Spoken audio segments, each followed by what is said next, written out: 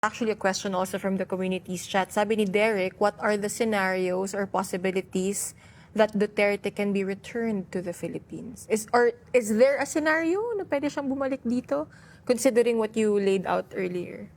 I think considering the history, our culture here, and the political forces, malabo na mangyayari yun. Do you imagine any legal framework wherein the Supreme Court can say, yes, I will grant the privileges of the writ of habeas corpus? At paano yun?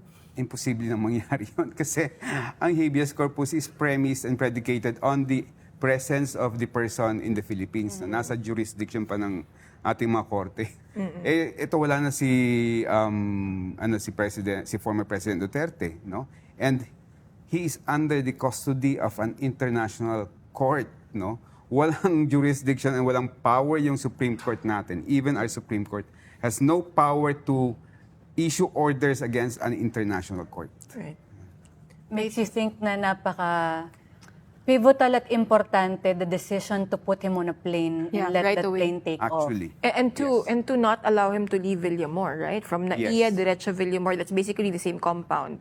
So there's also, I mean, I guess that also means na for the Philippine government, there's cognizance na you can't, it's not safe and it's not in their interest to let him go far. Yeah. Oo. Right? Oo. Nung nalaman ko na nandun siya sa Villamor and then several hours nandun siya, sabi ko lilipad ngayong gabi to. Yeah, wala nang scenario na Oo. papaalisin pa. Yes. Or Oo.